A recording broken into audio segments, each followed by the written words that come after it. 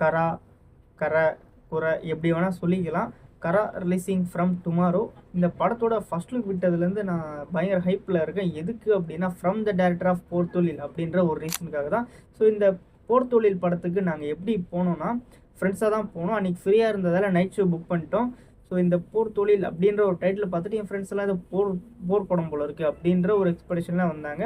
ஆனால் வந்து ஒரு லோ எக்ஸ்பெக்டேஷனில் தான் போனேன். ரிவ்யூ வந்து ஒரு நல்லா இருக்குது அப்படின்ற மாதிரி சொல்லிட்டு இருந்தாங்க.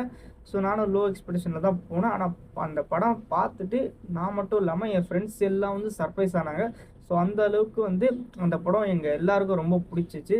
ஸோ பர்சனல் ஃபேவரட்டாக வந்து எனக்கும் அமைஞ்சிச்சு. ஸோ அதனாலே வந்து இந்த கரா படத்துக்கு மேலே நான் பயங்கர ஹைப்பில் இருக்கேன். அண்டு இந்த விக்னேஷ் ராஜா அவரோட இன்டர்வியூலாம் இப்போ பார்த்துட்டு இருக்கிறதால அந்த இன்டர்வியூலாம் பார்த்ததுக்கப்புறம் இன்னுமே வந்து ஹைப் மேக்ஸ்டாக இருக்குது. ஸோ பார்க்கலாம் நாளைக்கு கரை படம் எப்படி இருக்குது அப்படின்றத. நாளைக்கு என்னால் பார்க்க முடியுமான்னு தெரியல. நான் யூஏயில் இருக்கேன். பார்க்க முடிஞ்சால் பார்ப்பேன்.